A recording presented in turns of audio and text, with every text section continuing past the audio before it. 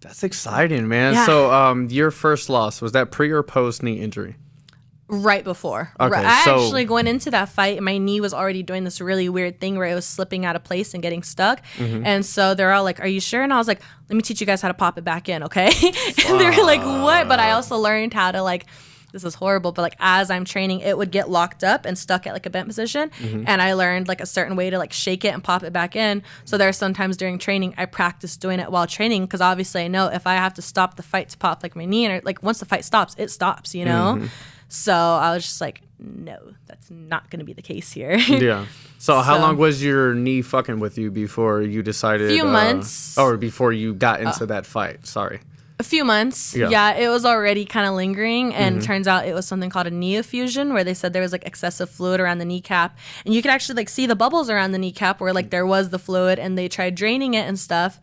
And it just wasn't working, you know? And so I was still just young, being a knucklehead, like I'm gonna do it anyway. So luckily in that fight, actually nothing happened to the knee because I wasn't even in the fight long enough to get hurt. I got flying armbarred in the first 30 seconds. I was gonna say, I watched one of your other podcasts, and you went out there and you're the armbar girl and you got hit with the armbar. I got a taste of my own medicine. Yeah. After that, I worked my arm even to this day, I work the hell out of my armbar defense. I'm like, no. Never again. That's not happening. Yes, I love that. All right, so you go in there, you experience your first loss. Before we jump into the knee injury, let us know how you felt from that first loss. I'm sure that's when you started facing so much adversity and maybe contemplating different things. I feel like maybe quitting popped into your mind maybe a little bit. Never? That's probably the last thing that would have ever popped in my mind. That actually pushed me like, no, Keana, you are made for this, you know, and that's not going to happen again. Actually, yeah, like losses will happen. I'd prefer than not, but especially as being an amateur, it's just all experience right now, you know? And so that fight, that loss, I definitely ugly cried after, and I moped for the rest of the weekend. And like my whole team, we got like one of those vans, and there was like 7 to 10 of us that drove out to Fresno. So it was about a 7-hour drive. Oof. I probably like stared out the window with tears rolling down my eyes for the 7 hours on the way home, you know. So it hurt just because I felt like I didn't fully get to show anything else, especially fighting at, that was the first time I ever fought at 135. And so being at a new weight class, this and that. What do you usually fight at? 45. Okay. And so that was my first time fighting at 35, and I feel like I didn't get to see a single thing out of myself, you know? So that fight, it definitely took a big toll on me, and then I gave myself like a time span, like, okay, we got back on like a Sunday. I moped around the rest of the day, and I was like, all right, tomorrow you're going to wake up. You're not going to talk about it anymore. It's a new day. We're going to move from here, you know? So I had a lingering arm injury for a while too. So on this elbow, she even says it too. You about heard it pop like a good 6 times. It went pop, pop, pop, pop, pop, all the way up. And then I finally tapped, and so I was in a sling for a while. And so I was like, okay, like once this is good, we're going to get out the way, and we're just going to train to not let that happen again, you know? So it didn't beat me up as bad as I thought it would. Yeah. It definitely actually like fired me up even more. So... So if there's any advice that you would give to fellow fighters, man or woman, that is in a similar situation, going through their first loss, it's amateur, but you still feel the repercussions of losing, what advice would you give them? Learning is education. I think it's honestly, I'm always thankful for that loss. I think it taught me more. It taught me more about myself than winning ever has. Yeah. It taught me that I was tougher than I expected and that I can overcome adversity. And I don't let the wins define me at all. I definitely learned that there's a lot of lessons in defeat. You know, you learn a bit more about yourself and how you handle it. And then that's where I feel like you really learn if the sport is for you or not, you know? And I learned in that moment, this is for me. And I'm going to figure out a way to better myself in it. Yeah. So how do I grow from this point, from this low point? If it is low, I'm sure there's some people. Oh, super. I feel like Izzy, when he loses, he don't even really give a fuck. He's like, man, I get it. It's part of the game. I'll come back and fuck some people up. And it's crazy. You always think like, why are they not like devastated, you know? But as you go, it's like you realize moping around and it's not going to change nothing. Yeah. Now it's just like, okay, go back, watch the film, which is really hard to do. So I can't tell you how long it's been since I watched that fight. I don't think I've really watched it since that year. It's very hard for me to watch, you know? And I mean, if it was a fight where there was a lot more beating going on and I had to go back and study it, then I would. But I already know what happened in it, you know? I know I went boop, boop, flip, arm bar. So I'm like, it's definitely not enough for me to go back and study. Yeah. But like I said, I worked the hell out of my arm bar defense after that. So definitely, and for future reference, if there is a fight where there's a lot more of a beating and then a loss, yeah, it's going to suck, but I am going to go back and study the hell out of it and learn from there. So. Yeah, I feel that. All right, so coming back from that first loss, how long until the knee injury happened? Few months. So a few months of training, you're in there just working your ass off, and I'm assuming the knee never got better. Yeah, so I started with a new gym right after that fight, and I never want people to get the impression that it was like, oh, I lost and I switched teams, you know. I was already kind of thinking of finding a new gym just because there also wasn't like too many girls for me to train with and stuff, which I love training with the guys, of course, but I just needed that different feel, you know, and I just wanted like a different competition. I just felt very comfortable, and I love change. And so I was like, okay, it's time to grow, you know. So I started with a new gym, and about a month into my gym now, Carlson Gracie, one day at practice, like not even doing nothing crazy, I went to go like mount my opponent, and just by the way I moved, it slipped out of place. And I was like, oh, like this is another situation. It's like, okay, guys, watch this party trick. I'll pop it back in. It wasn't popping in, you know? And so it was a lot more painful, and I was still in denial that something was wrong. I had to get picked up and like carried home and stuff from the car and all that. And I was just like, all right, guys, like put me on the couch, give me a little bit, like give me a towel. I'm going to bite on the towel and I'm going to force it back in, you know? So every few hours I would try to pop it in, and they're like, let's go to the emergency room. And I was like, no, I want to go to practice tomorrow. No. And so finally by the next morning I knew, no, actually I FaceTimed a friend who he does, all like recovery needs and whatnot, you know, and I FaceTimed him. I was like, TJ, like I have an emergency, and I told him about it. He's like, okay, have you been pushing down on it? I was like, yeah. He was like, no. He's like, it's probably a tear, and you're possibly tearing it more. And I was like, oh, I've been doing that for the past few hours. Thanks for I should have called you earlier. So then I finally went to the emergency room, and right away the doctor was like, oh yeah. He's like, no, nothing's broken. He was like, it's probably a tear. He's like, nothing's out of place. He's like, you probably tore something. So that took me off the mats for about 8 months. What was the specific diagnosis? It was a 2-centimeter tear near my patella. And so it wasn't nothing enough to need like surgery or anything. So that was actually kind of sucked because it was just more longer recovery time. That physical therapy, rehabbing it on my own and all that. And that was my first time ever having an injury, so that made me spiral mentally. I was gonna say so I had shoulder surgery before, and I missed out on a lot of fun deployments and cool shit, and it takes a damper on your mental health. So explain a little bit about that. What kind of was like the roller coaster ride of your recovery? I think around that time, especially like that was right after I had like my 6th fight, you know, and all that. I just defined myself. I learned very quickly too, off the loss and just with the sport in general. You can never define yourself by what your sport is, what your job is. Everything is just borrowed time, you know. I know typically you meet someone and you're like, oh, I'm a fighter, you know, but you don't realize with an injury, once that's taken away from you, who are you beneath that, you know? And so once I got injured and I wasn't a fighter for a while, I just lost sense of like who I was, you know? It was very hard for me I was just angry. I was very angry. My family at the time was dealing with it like the worst. I just lashed out about anything, and probably just so used to like from being younger and then being about 18 at the time, being used to training and working out all the time, not being able to do that for a while. You didn't have a way to decompress. Exactly. Yeah. So I was just emotional. I was angry.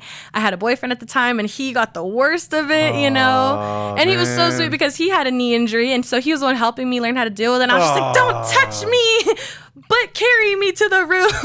Pops out to the boyfriend, man. Yeah, I was horrible. And so I definitely... It taught me a lot afterwards. Once I was able to fight again, I was a lot more thankful, and I learned don't define myself only as a fighter because it could get taken away from you so quick. And that wasn't even like the worst, like a crazy, you know, it was an injury, but there's fighters who have had way worse, you know? Torn Achilles, yeah. ACL. I just had a little tear and I thought I was dying. Yeah. But still, 8 months is a long time. That's the longest I've ever been off the mats, you know? I hate missing practice for even like a week or a day or a couple days, you know? So that was... So what did you do other than, you know, being an asshole to everybody? What did you do for 8 months? No training whatsoever? I was going to the gym and just like working out. So like I was just upper body stuff? Yeah, upper body stuff. And it just wasn't the same for me, you know? So I definitely spent a lot of time still just in the gym, but it was even just frustrating. I had an immobilizer on, so I couldn't bend my legs. So even like walking up and down the stairs at the gym, I was just frustrated, you know? I would try to sit on the floor to do sit-ups, and I would just start bawling, crying, because I was like, I can't even sit on the floor, you know? And so it was just, other than being an asshole to everyone, I spent a lot of my time just crying. So it was rough. Crying helps you decompress, I'm sure. Yeah, if I can't hit someone, I'm going to cry. You know, I used to... So 8 months goes by. Is that like during that time when you couldn't really do shit, is that a time when you kind of were like, I need to find something else to do in addition to fighting? Or were you just chilling? No, I was still fixated on getting back to fighting. Yeah. I knew I was like, no, I don't have a backup plan. I mean, I like sports and everything as a whole. I have a lot of like separate interests other than fighting, but that's the main one that I'm willing to devote my time into. So, you know, I love it. And so I definitely didn't like, a loss didn't make me ever think about quitting fighting. The injury didn't make me think about it. If anything, it always made me miss it more. Like, it's such a toxic relationship. Like, you miss it. The more it hurts you, the more you love it. Yeah. And so, no, I was just very fixated on getting back, but I was just scared because that was also the worst. Like, I think I'm pretty tough as far as pain and stuff, and that was the worst pain I ever felt. And so that was my first like ever like big injury, I guess, you know? And so I was scared to get on the mats for a while. I think I probably could have got back a little sooner, but I was just scared. So one day I texted my coach, and he's amazing. He's like a second dad. He tells everyone I'm his daughter, you know? And so he knows me very well. And I texted him one day because we had some weights in the gym, and I was like, hey, can I come to the gym today to like just work out, you know, while you do class? And he was like, he texted me back. He's like, yeah, bring your gi. And I'm just like, said, you know, but I was just like, okay. So that was my first time like getting back on the mat and putting my gi on, and he obviously knew. He just had me start very slow, and I was actually like able to do way more than I thought I could. I didn't roll like crazy or nothing, but just the feel of being on the mat flowing at like 20%. Literally that day I was just the happiest I've been in those months, just happy and like, hey, maybe I could ease back into this. And that was 8 months? Yeah. So that's when he kind of gave me that push, like, all right, like, you know, he didn't even ask me, how are you feeling? You want to come back? He was like, bring your gi today. And I was just like, okay. And after that 8 months and that first day getting back on there and going 20%, how long did it take you after that to trust your knee fully? Probably still not even like another year.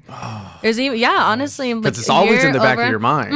Yeah, it still does a thing where it pops to this day. You know, that's never ended. Both knees and my elbow pop. You know, so it's just something. It's I was that like, jujitsu life. Party trick. Stop. Yeah. And so to this day, like, I still am careful with it. I still sometimes wear a knee brace, you know, but it definitely does it like flare up some days, and some days it's sore and shit like that? I've definitely learned to take recovery more serious. There was like, I realized with like all injuries, recovery is definitely underrated, especially like just being young and being in a sport like this. I was like, okay, if I'm looking at this for longevity, I do need to take that more serious. So now like I do see like a massage therapist. I do, so certain days, whatever's lingering, I try to go get that focused on right away.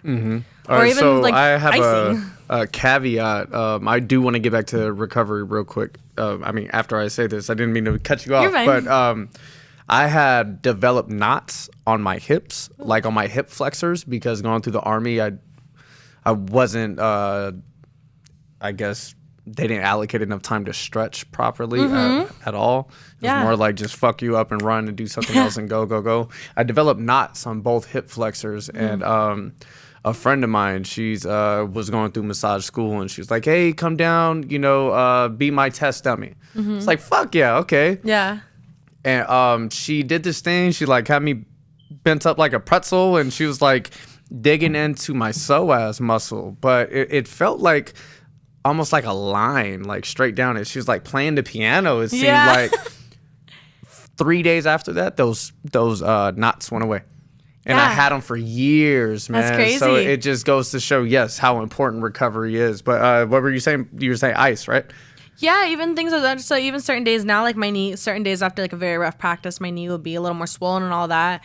And it's things I wish I like during that 8 months. I really didn't take recovery that serious in those 8 months of the injury. I've never dealt with an injury. I just kind of was like, it's gonna magically heal, you know. And nowadays I realize the power of icing your knee for 15 minutes and stuff, you know, or taking ice baths or cold showers and stuff. Like, cold therapy is so beneficial, you know, which I realize now more these days. So I definitely learned too now, just, hey, deal with the problem head on, you know, don't let it linger. Well, it's good that you learned that. You're still super young, 22, right? 22, yeah. So 22 to learn recovery. I mean, I'm 27 and I'm like, maybe just last year I started taking recovery seriously. Stretching too. So I couldn't even touch my toes when I got out the army. I was have to see that today. Well, we're gonna stretch before we work out. It's different now. So I knew I was fucked up, so I started doing yoga every single day, and now I'm actually kind of flexible. Okay. Since I got out the army, I started working on like all my flaws and weaknesses and shit like that in terms of like working out on my body or even like mentally. Yeah. I try to work on that too. But yes, recovery is fucking everything, especially if you want to remain durable for a long duration. You know, if you want to make this a career and do it till you're 30 or 35 or 40 or however long you want to do it, that shit starts now. There's a reason why fucking who's the light heavyweight champ right now? Texera, right? The homie is like 42. He took care of himself, obviously, to be the baddest man on the planet at 205 pounds. You know, you have to. Or like the durability that like Pacquiao and boxing showed, or Mayweather, or fucking LeBron James, Years or of Tom impact. Brady. You know what I'm saying? These guys are spending millions of dollars on their body. Yeah, So and now like, I see why you have to. Yeah. So, you know, one thing that it's not good for you, but you say you have lingering like pain in your knee and whatnot. So my shoulder's been fucked up, and I had to take that's why I haven't been in the gym as much. I have like real bad inflammation and joint problems. I had surgery on the left, and now my right is fucking with me.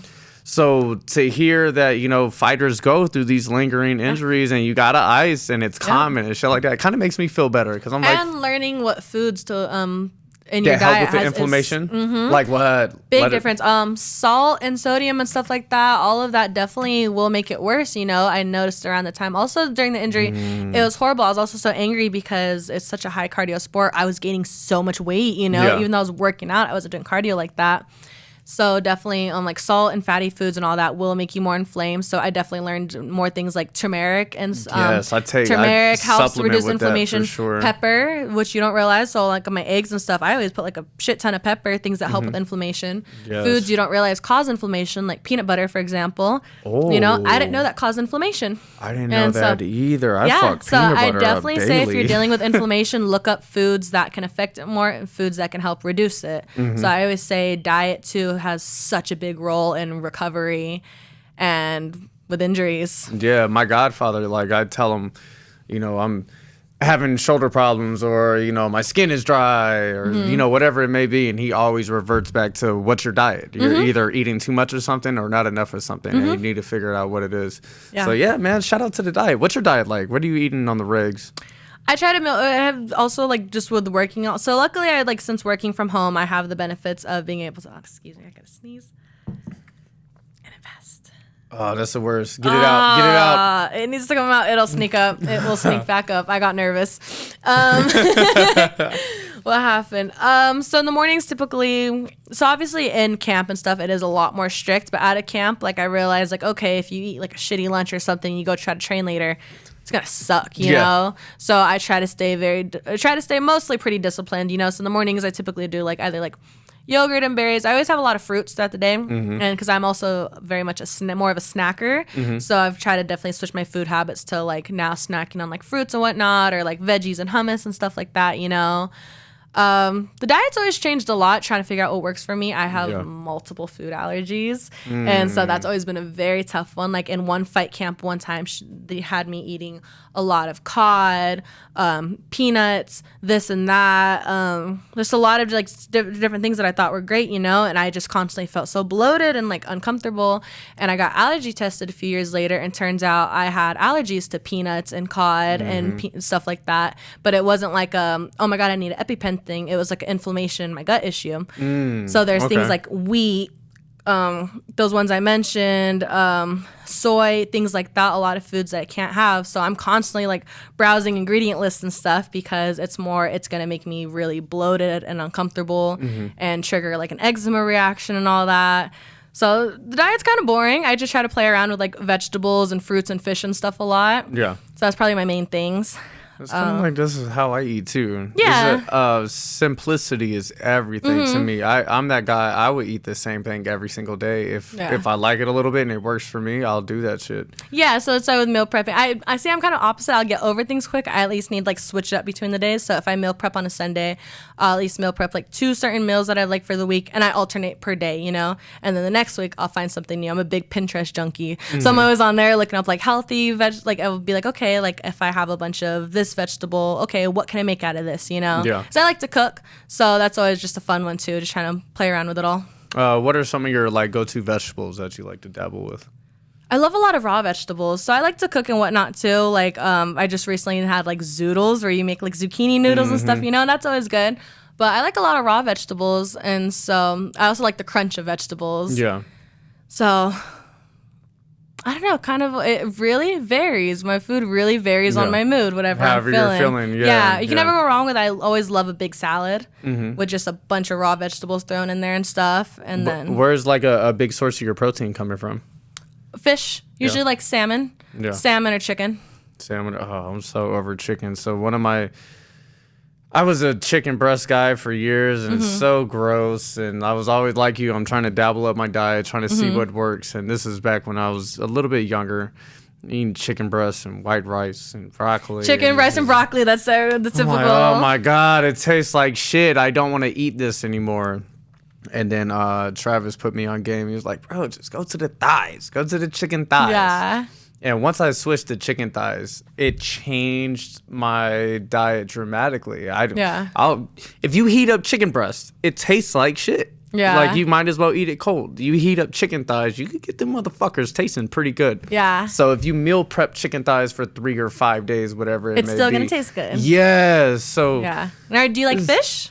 I fuck some fish up, Okay. but living in Vegas, I don't eat fish that much. Gotcha. I've had fish in some badass places, and I refuse to fucking eat fish in the desert. It's Yeah. Oh, yeah, you've been around the world. You're not going to eat fish in North Las Vegas. Yeah, I'm like, bro, I've been in the water with the fish that I ate. I'm not fucking, there's desert, bro. It don't make sense. I'm not getting fish off MLK. We going to Mario's. We about to pick up some fish and some catfish and some hot links and shit. That's funny. Yeah, man, it's fucked up. All right, so 8 months post knee surgery, or 8+ months. How long did it take for you to get that I didn't next have fight? surgery. It was just the... Oh, excuse me, post injury. Yeah. Yeah. What did you ask? 8 months post injury, and then you got back on the mat. How long until you had that next fight? Oh, I had a gap of 3 years where I wasn't fighting. Because the knee injury was still taking that long. It was well over a year now that I think about it. And then also, like I said, I gained so much weight and I was just so miserable and just felt disgusting, you know? And so I finally was like, let me jump back into at least tournaments, because you still have to weigh in for tournaments and whatnot. So I was like, let me find something that's giving me a goal to cut for. This is straight jiu-jitsu tournament? Yeah. Okay. And so my first tournament getting back was about 3 years later, and I hopped right into like a pretty big league tournament called Jiu-Jitsu World League. And it's definitely not like your average like high school tournament, you know. It was a pretty big one.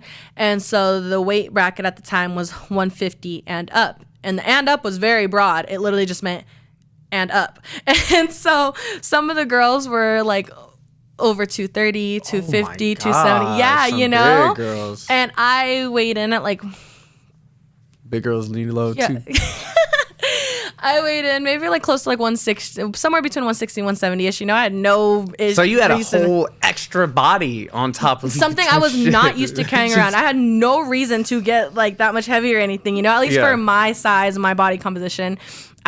During the injury, I just lost so much motivation, you know. I was like, I want to fight again, but I just was like, when I'm ready, you know, I played catch up late. And so during that tournament, I still held it down. I won 3 out of 4 of my matches, but I definitely... Against them big girls. Yeah, and I definitely knew, I was like, I gotta get the hell out of here. I'm only 5'4". This is not my category, you know? But them girls like 5'9", 5'10". Yeah, some were pretty tall. The picture of one where the ref's holding on my hand, she's probably like that much taller than me, you know? And I was like, no, this isn't me. Yeah. So getting back, it was just cool though to be back and competing. I was just so happy that day. So I placed third, but I was just ecstatic to be on the mat. I felt home again, you know? So after that, a few months later is when I finally did an MMA fight again, and everything just came back to me, and I was like, I'm home, you know? So yeah, now I'm officially just back in the game. Yeah, and your last fight, and that was barely the end of last year. I started fighting again, so I'm pretty like freshly back in. Yeah, that's perfect timing. Yeah. What?